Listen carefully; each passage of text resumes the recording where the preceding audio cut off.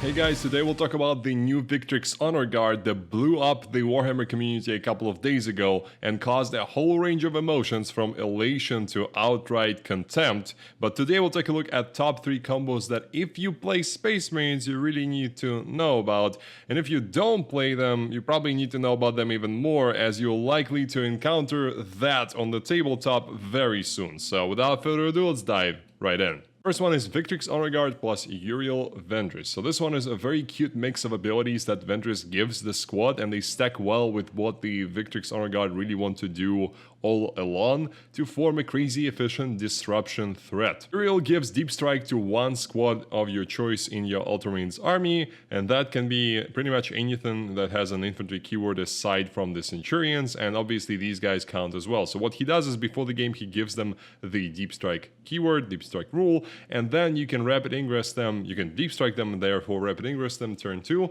into an advantageous position on the board, potentially within 12 inches of an enemy unit that wants to use stratagems against your Ultramarines army, or potentially in the path of a charging unit that will want to use stratagems once the charge phase commences. You don't even need to put these guys in danger, you just need to have your 12-inch aura where your opponent might want to be eventually in their turn. Aura I'm talking about is the Vect aura. It's known as Vect because that was the name of the stratagem, I think back in 8th edition when it first was released, and it had a different purpose. It actually was a 4 CP stratagem. You heard me right, it did cost 4 command points, and when you use that you were able to stop your opponent from using a particular stratagem in their book completely. So like you could ban a strat from your opponent's codex. This is very, very different, and this is the 10th edition version of that ability, which is a 12-inch aura of +1 cost to the stratagems within 12 inches of the Uriel Ventris model. So not the unit itself, just his model in particular, but believe me, 12-inch auras are very big. It's pretty easy if you're positioning carefully to have that aura exactly where you want it to be. This can cause devastating effect for your opponent if not killed in a timely manner, because it's going to drain them of their most precious and scarce resource, the commander points, or force them not to use it within 12 inches of Uriel, which, I mean, for some armies it might be okay, but for a lot of armies that actually rely on using stratagems, it can be a very big problem. Victrix Honour Guard here act as a force multiplier for that, because killing 6 of them is a pretty tall ask. They are 4 wounds each, 2+ armor save, and -1 to wounds, so anything that it will try to kill them will have to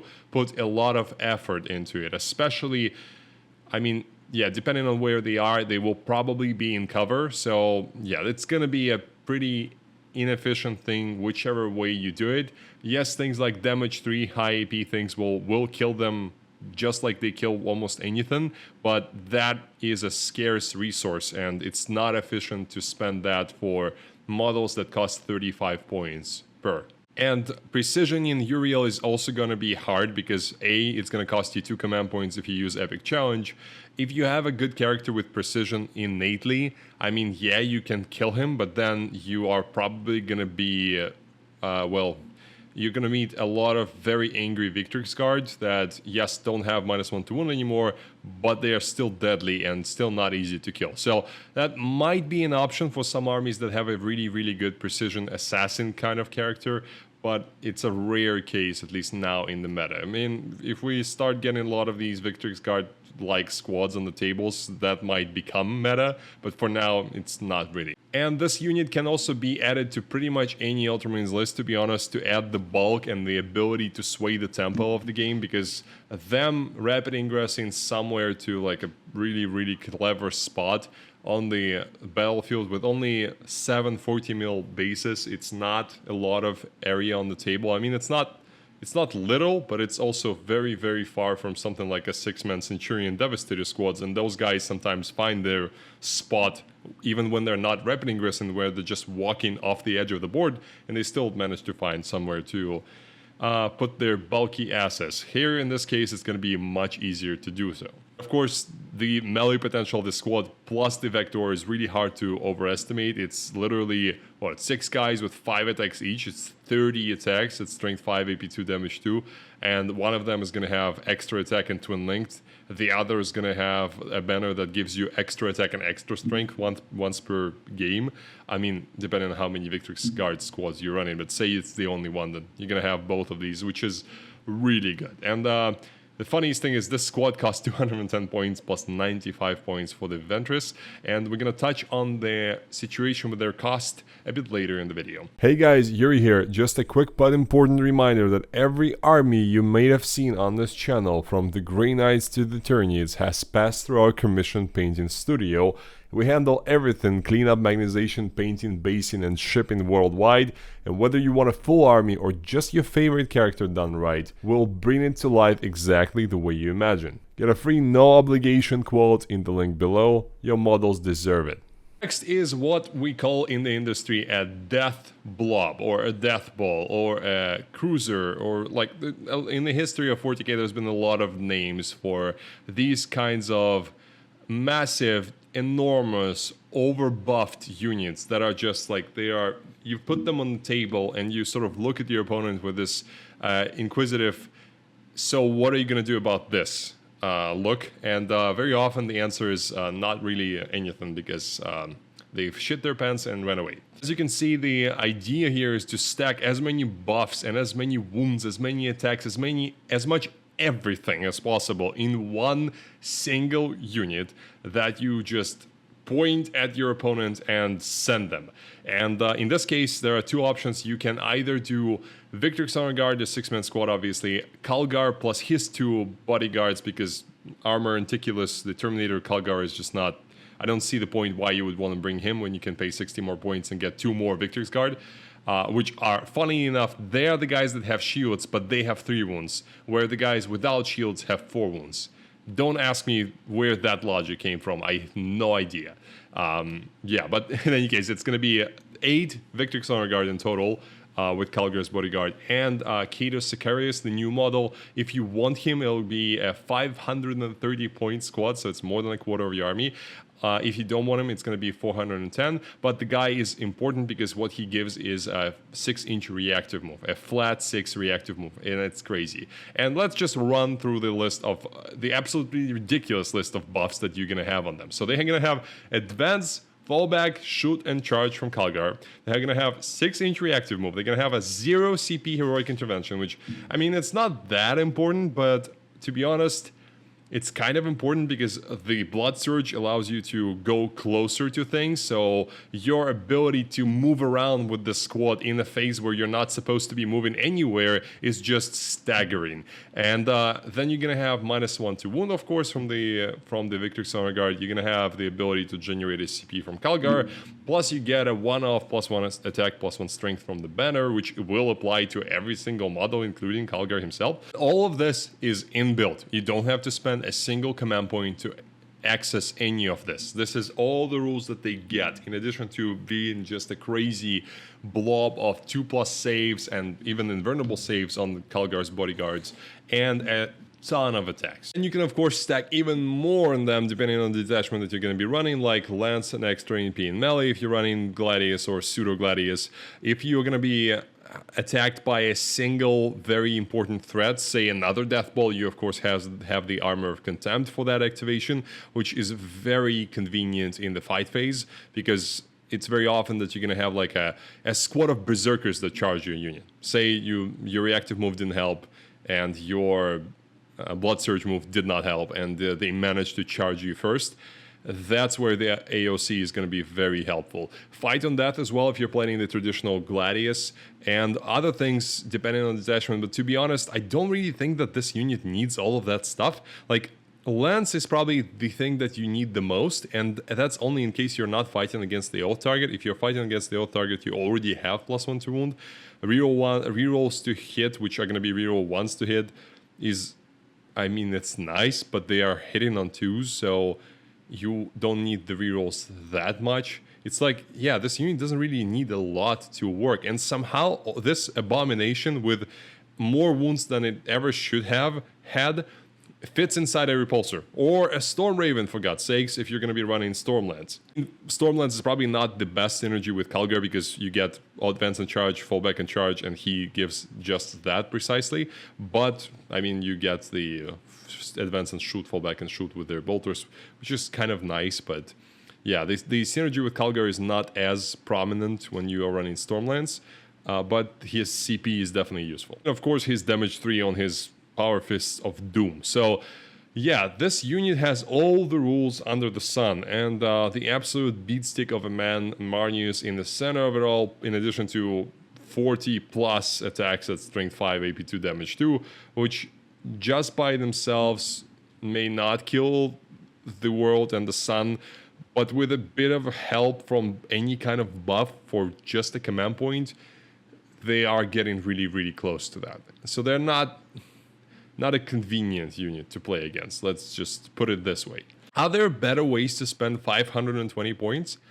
Probably yes, but it won't leave anyone undisturbed or emotionless. I'll say that. So if you are into these kinds of units, definitely take a look at this. If you're an Ultramarines fan, I mean, this is your time to shine, as is pretty much all the time, to be honest. Next, and the last one, and probably my favorite combo, is Victrix Honour Guard plus Captain Sicarius, the old Sicarius, not the Cato Sicarius. God knows why they kept the old model and did not put him in Legends. I guess Legends is only for the other chapters, not for the Ultramarines, the Blueberries. I don't know, like, I'm just lost at this point. I don't know why this guy who looks like he's... the model's probably older than myself, honestly, or less like close, which... yeah, that's not... I don't understand why he's not Legends. Anyways, the Captain Sicarius plus Impulsor plus Victrix Honour Guard, and the Impulsor, I'm going to say right outright, it's an optional choice. So you don't have to run it, but it is sure going to add some efficiency to the idea. So what is this all about? And why is it my favorite version of this unit? I feel like this one is the most compatible with a lot of ways that people are going to be playing Ultramarines. And I personally, I had my competitive Ultramarines list that I ran for all the tournaments and everything, and I really love it. And I was able to get this unit be a part of my list without changing anything. I literally hot swapped a unit of Stern Guard with a captain with Honor Vehement into that, which is the same cost. And I love this swap. And to be honest, I'm going to talk about the cost at the very end, so just bear with me. For now, I'm just going to say 295 points for the unit of 6 with the captain, and 375 if you're going to be running the Impulsor with them as well, which Impulsor is, to be honest, not just for them, because once the Impulsor disembarks these guys, it can just advance back into your deployment zone or just move back and do actions for you. So it's a pseudo-scoring choice if you think about it. What the old Sicarius does is he still gives his unit this 6-inch reactive move. However, he also gives them the Scout 6 ability instead of the 3 heroic intervention, which is 100 times better. And these two, Scout 6 and reactive move, is just such an amazing rule that was only not really used because there was just nothing for this guy to lead, because Blade Guards suck. They're so not great in any non-Liberator Assault Group detachments that no one has ever ran them, and no one was interested in Sicarius, even though he was in the Codex all along for more than a year now. He was a part of the Space Marine book. Everyone could run him, but no one did because there was no unit for him to lead. However, now the things have changed. Because his scout would apply to the dedicated transport, it means that you can get a head start with that Impulsor and launch these guys potentially up to 27 inches in one turn without charging. So it's a 6-inch scout, 12-inch move, 6-inch advance on the Impulsor potentially, and 3-inch disembark. So a maximum of 27 inches of movement from them. It's ridiculous. And you can obviously you can disembark after advancing because of the Impulsor's rule, and you can stage them somewhere safe with a 6-inch reactive move on standby. So with this speed, it's going to be pretty easy to find a safe spot, because I mean, with a 6-inch reactive and this ability to manipulate their actual physical position on the board, it's not going to be hard to find a good spot for them on the tabletop. He is still a captain, of course, so in combat that unit can punch out pretty much anything that is not -1 damage, which is literally the only thing that does not die very quickly to the profile that the Victrix Honour Guard have. And it's really hard to interact with this unit because if you shoot them, they blood surge and they have a reactive move prior to that, so they can easily be within the d6 inches of the surge move. So you can shoot them and then they move into engagement range of something in your army, and then you're done shooting them, and then it's a fight phase. And guess what? The unit that they're in combat with did not charge, so they fight first.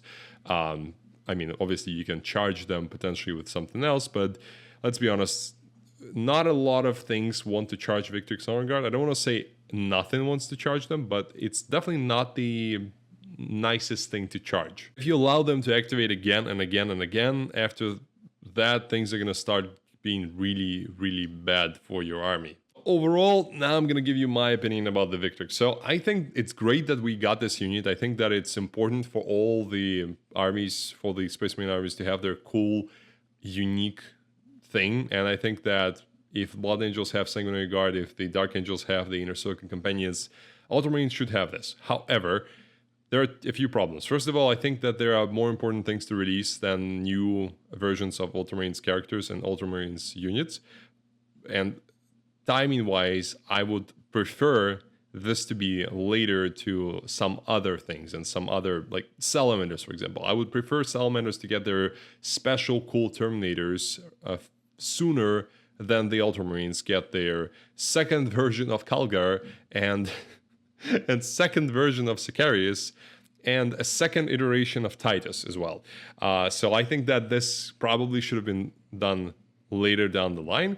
And also important to note is that the cost of these guys is just weird. The 3-man is very overcosted. 43 points per model is not the right price for them. However, for 6-man, the cost is also not right. It's undercosted. They're 35 points per model, which I think that is too low, especially considering the powerful characters that we have access to. And I think the cost should be actually, funnily enough, around 38 points per model, which is, if you actually take 43 points per model, 35, and then stack them together and divide them by 9, which is the quantity of models in a 3-man and a 6-man squad, you would get about 38 points per model. I think that's kind of the sweet spot in cost, because they should not be like 40 or 45 points. I've heard like weird ideas that they should be the same cost as Wardens. I disagree with that. They are not Wardens. They don't have the strength on their spears. They don't have the toughness, even though, yes, they have -1 to wound, but it's not the same thing. They don't have an invulnerable save, which is important, because if these guys are in the open and I have AP4 damage 3 guns, then they're going to be rolling 6-up saves. And it's important. 6-up is much worse than a 4-up invulnerable save. They also don't have a Film of Pain once per game. So they're not Wardens, but they should be more expensive. That's for sure. So I think that considering the Space Wolves Wolfguard Terminators that actually have a 4+ invulnerable save, by the way, and they have -1 to wound, and they have the 4 wounds as well. They cost 34 points per model, but they're slower. They don't have the blood surge. I think 38 is around the spot where you want them to be, because I don't want them to be spammed. I don't want to see an army of like 50,000 of these on the table. And honestly, I mean, they buffed the Sanguinary Guard. Do we see 18 Sanguinary Guard on every single table? No, not really. And there is a reason to that, which is the fact that the overall balance of the Space Marine Codex, I think, is whacked now.